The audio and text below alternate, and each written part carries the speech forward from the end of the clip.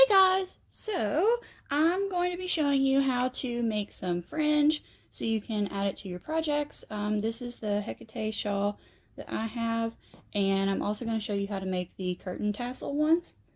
And so let's get started. First things first is making your fringe. What I suggest, because I know it's really irritating trying to get all of them cut to the same length, I actually just use a book. This is actually the one I use most of the time, funnily enough. What you would do is just take your yarn that you're going to be using, and we're going to wrap it.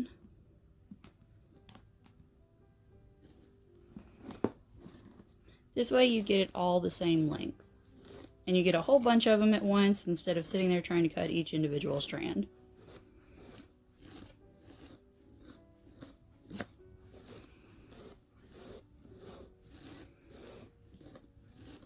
Most of the time whenever I'm making fringe, I have a ridiculous amount that I'm making, so I am really good about, let me just wrap this as much as possible. Alright, it's good there. So you're going to take this, you're going to cut it down at the bottom, and then you're going to take it here at the top, cut it again. You no longer need your book. You'll have one random strand, well two, from the front and the back. And then have this, and they all, for the most part, relatively match. Just about the same size. Alrighty. So I did go ahead and take the last couple out of this shawl just so I can show you how to attach them.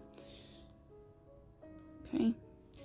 So what we're going to do for these is you're going to take one piece of yarn, or it's the same actually if you use multiples as well, so it's the same process.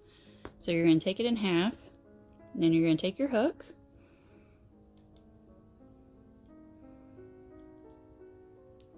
and you are going to stick the hook through the hole that you want, take the strand, loop it around, pull up.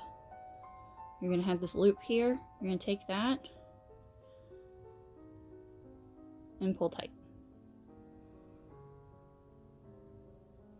Now, depending on which way you go into your project, it'll either look like this or like this. So decide whichever one you want. If you go in through the wrong side, this is what it'll look like. And if you go in through the right side, this is what it'll look like on the front facing whenever you actually look at the right side of it whenever your project's finished. So we're going to do it another way. So we're going to take our hook, we're going to go in this way,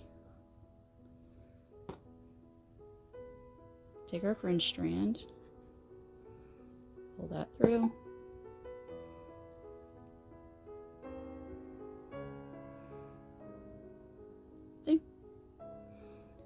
so you can see the difference here. So this one, the little line across is going to be on the outside, and then this one is going to be on the inside.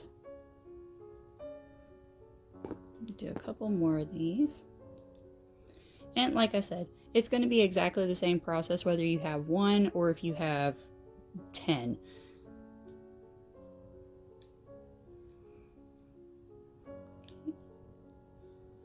And take your hook, go through.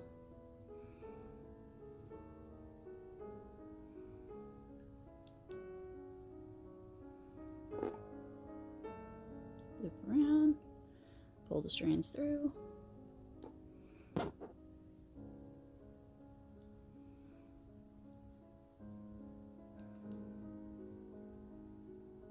Stick the hook through.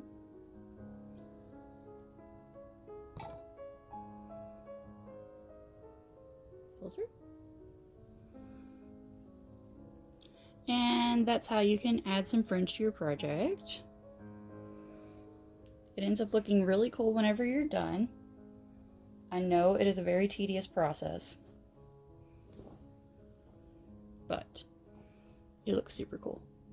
Alrighty, and now comes my other favorite method of, I guess you can call them tassels. I call them curtain tail tassels because they remind me of curtain tails. I don't know if that's actually what they're called.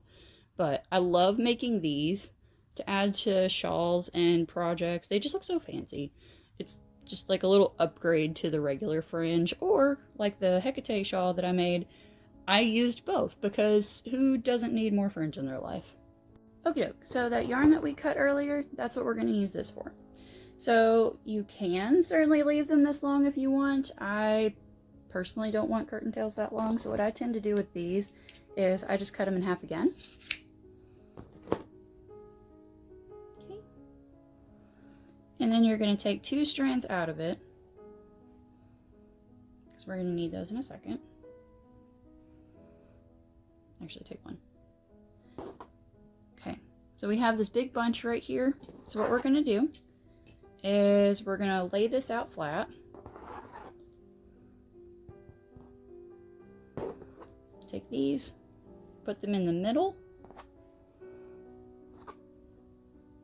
pull them out. Then what we're going to do is we're going to tie this off. We're going to double knot it. Make sure you make it tight.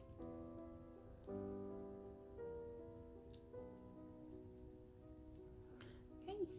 Make sure it's relatively even on all sides. Just look like a Muppet. Okay. And then to give it that fun bulbousy top, what we're going to do is we're going to take that other strand, sit it down, and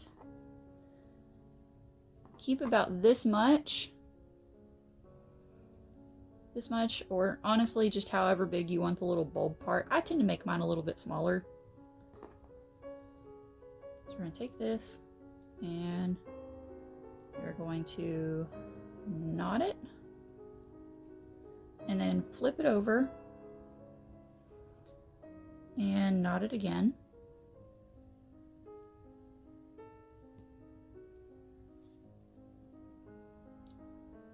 And before I continue, I normally go through, make sure all of these that are poking out are all relatively in the same spot. Can take a minute just to find the exact ones. Don't pull too hard or you're going to end up having some that are just way out of line. Okay. Alright, then after you've tied it on the other side, you can certainly just tie off right there, or another thing I tend to do, I'll just run it around to give it a little bit thicker bulb.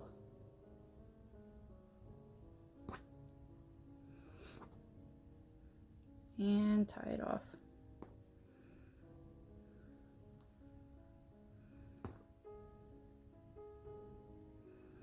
Depending on how long your string is. If you want to just take an extra piece of string for it, that's fine. It doesn't have to be the same length as what you were working with before. Okay.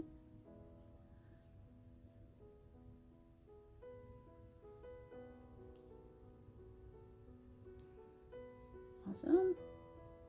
So that's what that looks like. So then you're going to have this weird little strand here. What I tend to do, I take my hook, go in through the middle of the top, kind of finagle your way through there.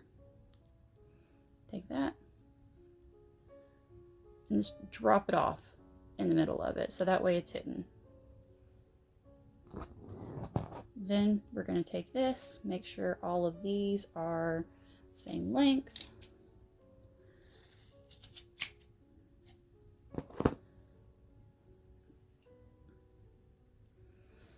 And there you have your curtain tassel, and you can use this to attach it to your project. There you go. You can make them however big or small you want. I do suggest if you do want to use some curtain tassels for it, you do need a little bit of yarn for it. If you use too little, it looks kind of limp and it looks kind of funny, and then you don't actually have like the cool bulbousy top. You don't actually get the difference in texture a whole lot. So I hope this was helpful, and definitely like and subscribe, and happy crocheting!